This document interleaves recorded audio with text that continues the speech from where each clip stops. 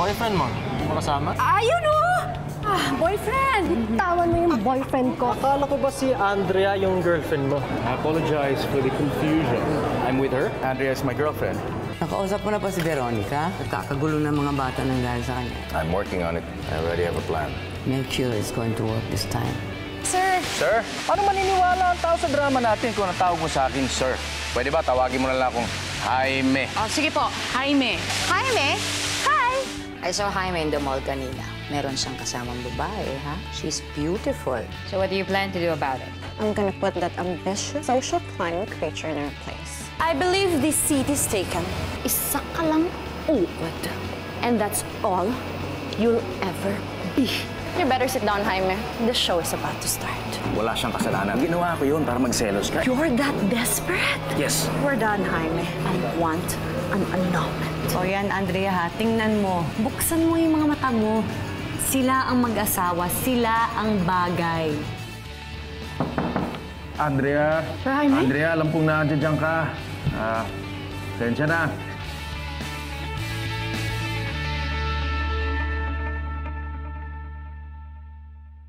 Naku, alam ko gabi na, pero...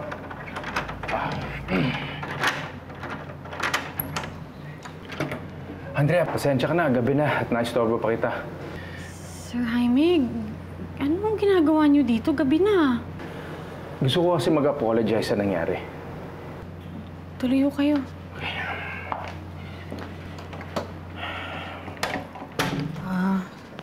Sir, okay lang yun.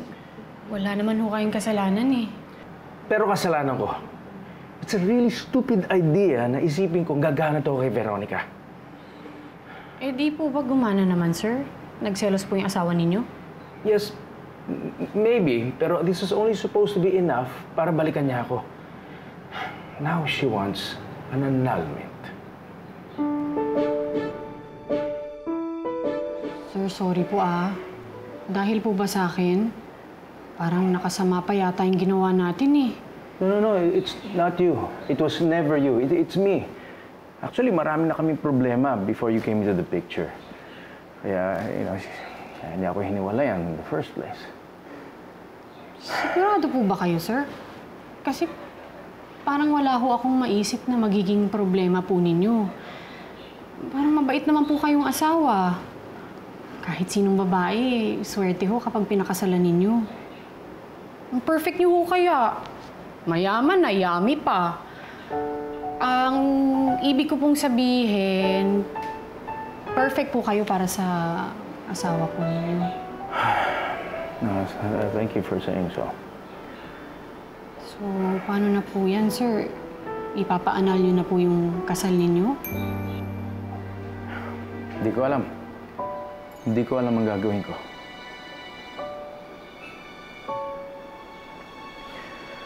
So anyway, mauna na ako. Maraming salamat at pinuksan mo yung pintuan para sa akin. Nakabala na kita masyado. Sir, sorry po talaga. Akala ko makakatulong ako eh. No, ako ang dapat mag-sorry. I shouldn't have dragged you into this mess. I'm sorry. Good night.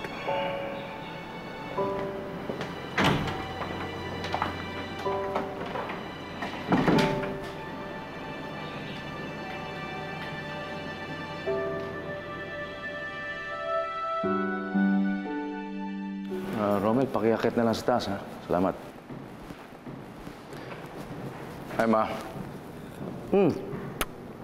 Good night.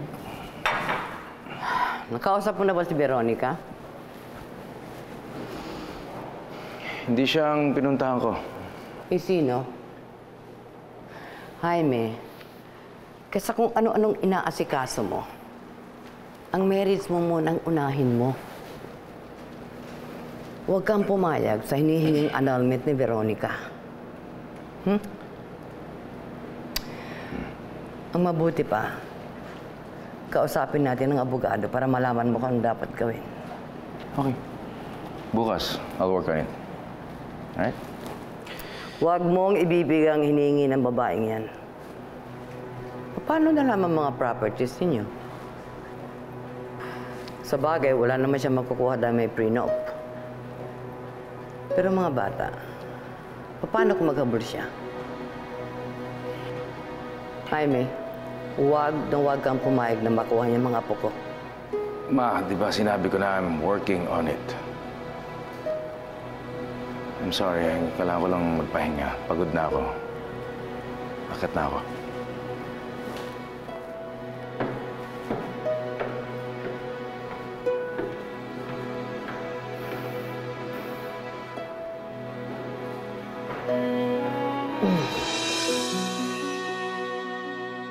Well, look who's here.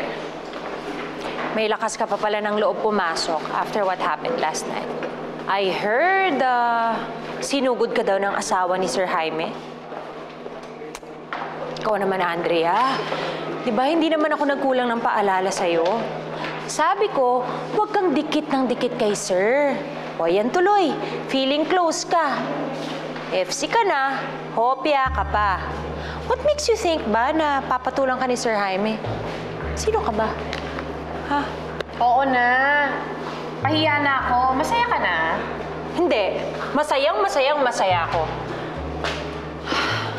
12 noon. Cancel. Cancel lahat ng meeting ni Sir? Yes. He's not feeling well, so he's not going to work today. No thanks to you.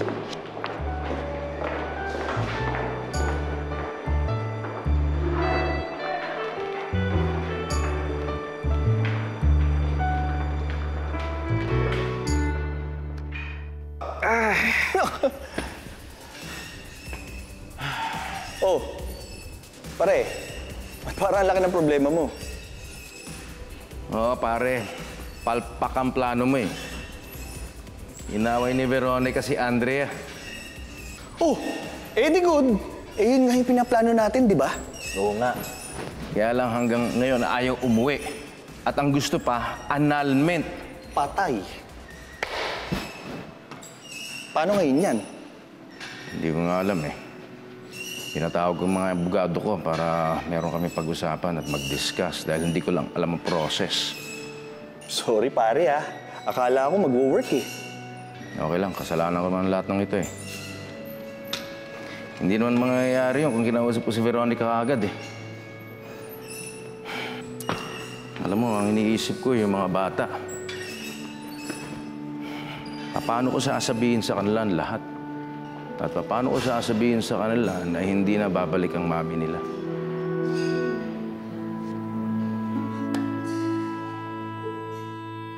Kawawa naman si Sir Jaime, Rebecca. Alam mo, sabi niya sa akin kagabi, pinapaanal na daw ng asawa niya yung kasal nila. Tapos kanina hindi pumasok, masama daw yung pakiramdam. Nag-aalala tuloy ako para sa kanya. Andrea, kung ano man ang nangyayari sa kanya ngayon, kasalanan niya yun, no? Pero paano kung gusto siyang hiwalayan ng asawa niya dahil sa akin? Andrea, wag mo nga akuin ang kasalanan ng buong mundo. Kung totoong nagmamahalan sila at desidido silang ayusin ang marriage nila kahit anong pang mangyari, tulad ng nangyari kagabi, eh hindi yun makakasira sa kanila. Yung iba nga ng babae at lahat naayos pa. Basta willing ang mag-asawa, eh sa kasong ito, mukhang hindi willing yung asawa ni Sir. Eh kasi nga, ang alam niya, may ibang babae si Sir Jaime. Pero paano kung makakapag-explain naman ako sa kanya na wala na Hindi mo na kailangan gawin yun, Andrea. Tsaka huwag ka nang lumapit din sa babaeng yun. Baka mamaya kung ano pang gawin niya sa'yo. Afraid. Hindi mo kasi naiintindihan eh. Kaya parang hindi yata ako matatahimik hanggat hindi ko na-explain sa kanya na wala talagang namamagitan sa amin ni Sir Jaime. Ewan ko sa'yo. Pwede ba huwag mo nang pakialaman yung mag-asawang yun? Kung ano man ang problema nila, kanila na yun, huwag mo nang idamay yung sarili mo. Mula pa nung pumayag ako, damay na ako. Kaya kailangan ko ayusin yung problemang ginawa ko. No!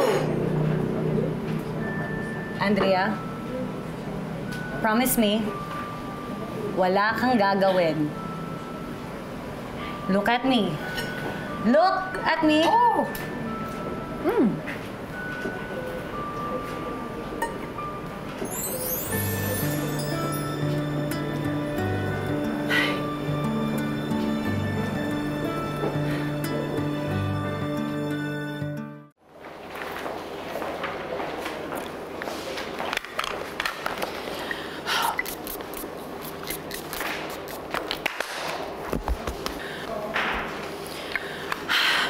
Okay, what else?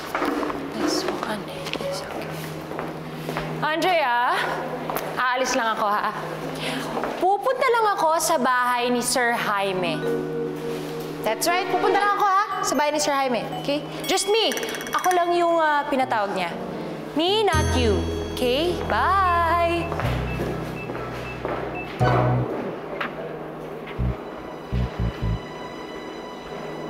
Sabi ni Sir Jaime, sa kondo nila nakatira si Ma'am Veronica. Saan kaya yung kondo na yun?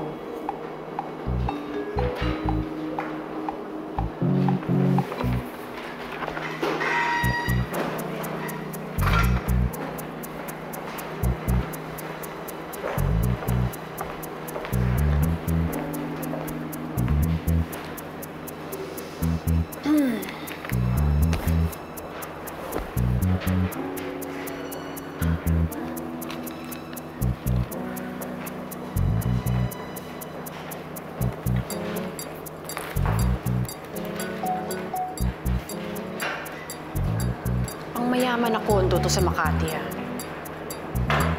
Saan kaya yung kondo nila?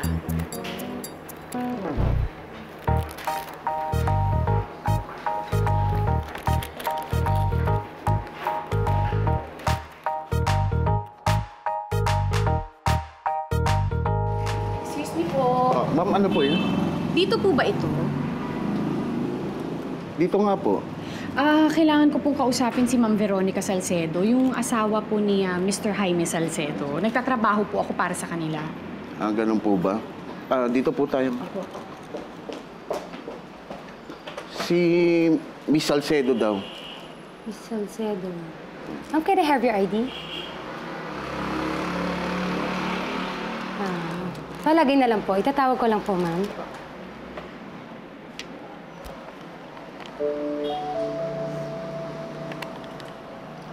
Andrea? Sino Andrea?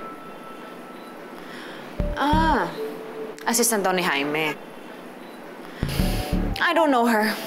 Paalisin niyo siya. Opo. Okay po. Thank you. Who was that? Si Andrea daw. Assistant ni Jaime.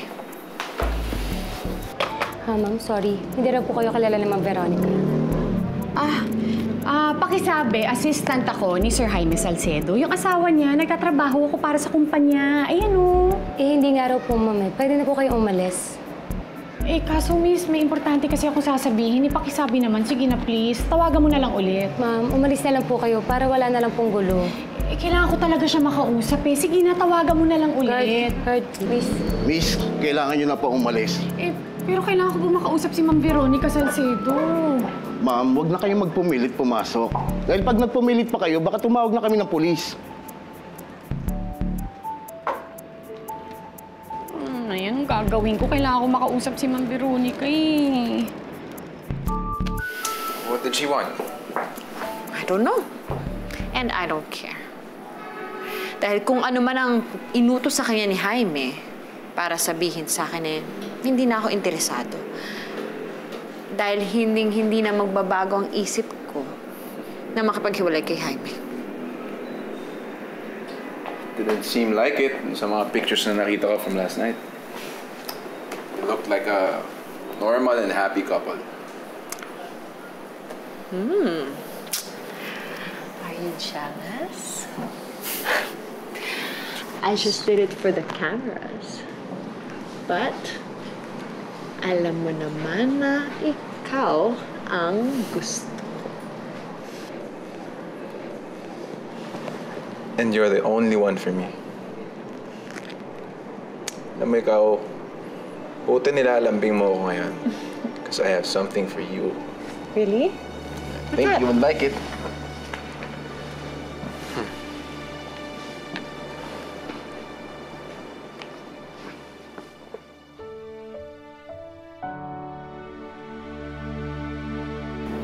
You're wrong.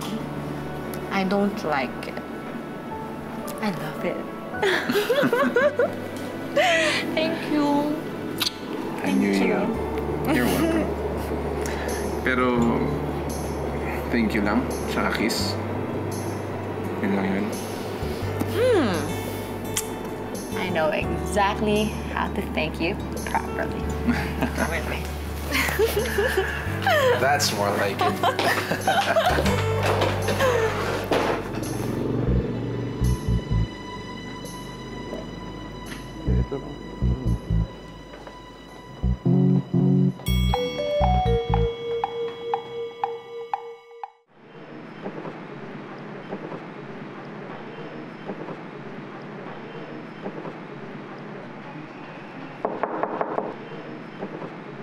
Ma'am Veronica? Ma'am Veronica, si Andrea po ito, assistant ni Sir Jaime. May importante lang po akong sasabihin.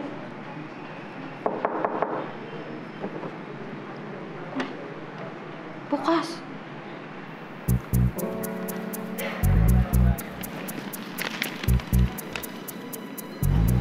Bukas yung pinto. Ma'am? Tao po.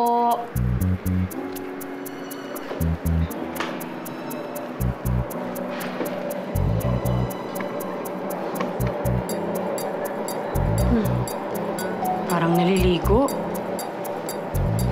Ito na lang ako maghihintay.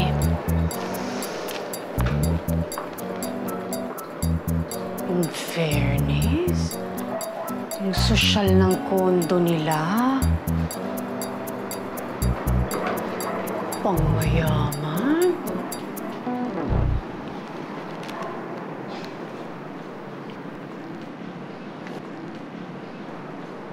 Yung lalaki to ah. Dito ba si Sir Jaime?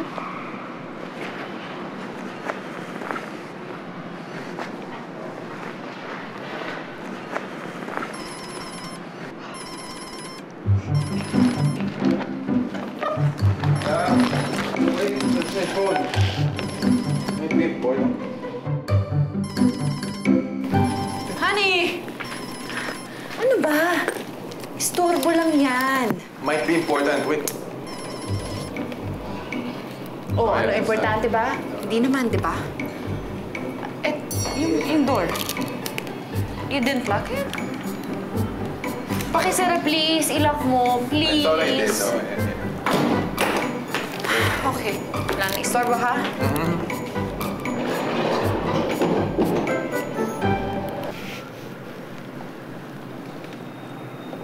Tama ba yung nakita ko? May ibang lalaki si Ma'am Veronica?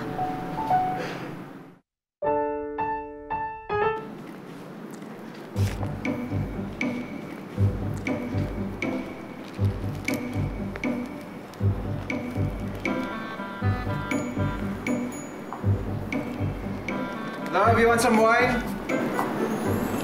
I'll get from the kitchen. Okay.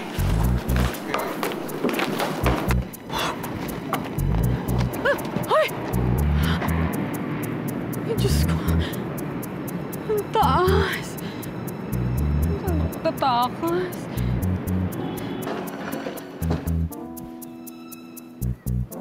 Love, iniwan mo ba yung fire exit na nakabukas? Yeah. Para mag-circulate yung hangin dito sa loob. Why? Ayaw mo ba?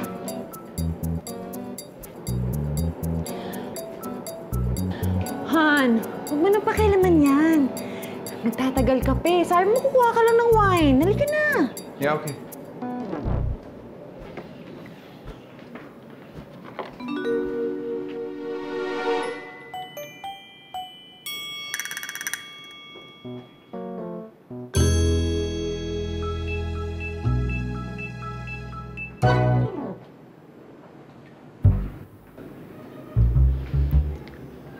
Honey. Yeah. Ano ba? Ang tagal mo.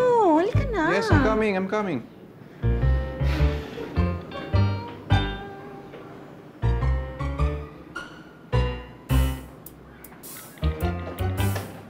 I didn't know what you wanted eh. Kaya kinuha ko na lang from the other night.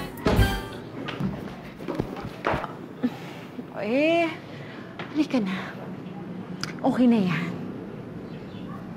May multo ba kayo dito sa condo? Ano bang pinagsasasabi mo? Anong multo? Halika na. Ikaw talagang papatagal ka pa eh. Jaime. Hi, Mom. Jaime. Yes. Have you spoken to Atty. Santiago? Hindi pa kami nag-usap. Kailangan ko sabi mo siya kaagad bago ka maunahan ni Veronica mag-file ng annulment. Wala naman akong magagawa kung tutuloy niya yung annulment eh. The least I can do is face it. Paano mga bata? Di mo ba sila naisip?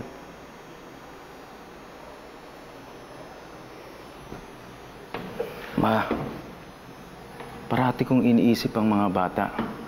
I tried my best para magbalikan kami ni Veronica. You don't know how desperate I am. Then try harder. Wala akong pakialam kung maghiwalay kayo. Pero ang concern ko yung mga bata. Masasaktan sila pag malaman nila tungkol sa annulment. Desidido na si Veronica yung isara ako sa buhay niya. At wala na siyang pakialam sa mga bata. Jaime, why is Veronica so eager to get rid of you? Huh? Why?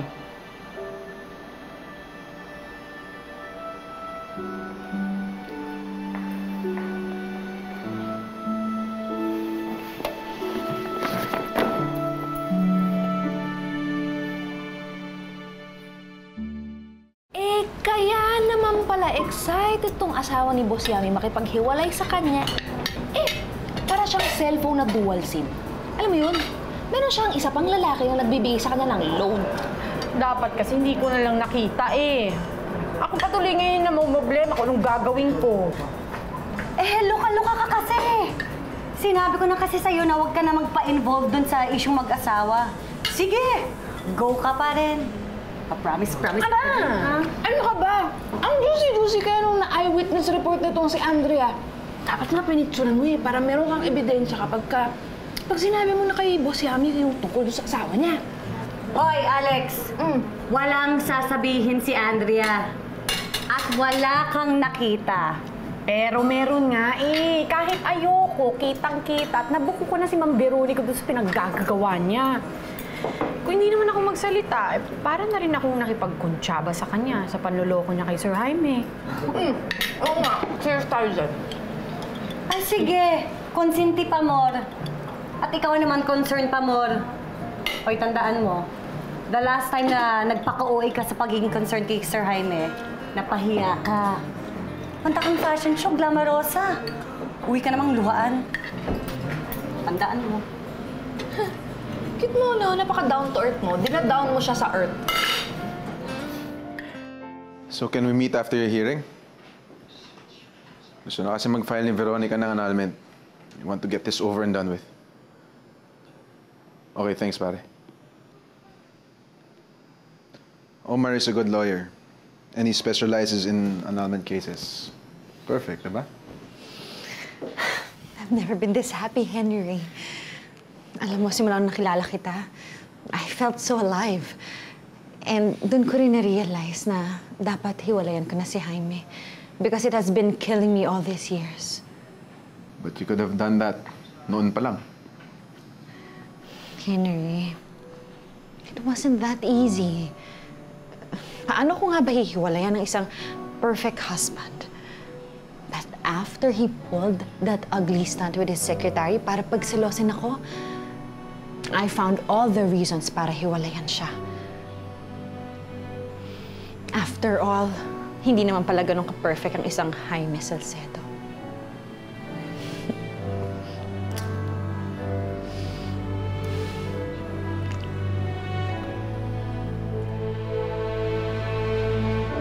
Oh, nasaan si Cheska? Huh? Oh, Cheska. Okay, it's good you're here. Okay, kids. I have news for you. Gusto kong sabihin sa inyo na nag-usap na kami ng mami niyo. Does she tell you when she's coming back? Bakit pa kasi mas gusto niya pa sa condo magstay? Maybe she doesn't want to see Papa anymore. Bakit po, Papa? Inaway niyo ba po si Mama? Ano? Hindi ko inaway ang mama mo. How am I gonna say all this? Kids, there are certain things na hindi namin napagkakasunduan ng mama niyo. Kaya siya umalis. Okay? Ano mo ba sa amin ni Mama? Sabi ni Mama, she loves us. She loves us? Pero iniwan tayo? You know, kids, it's hard to explain. Hindi talaga namin ito maiintindihan because you're not telling us. That's so unfair. I feel like you're hiding something. What's going on? Anong ginawa mo?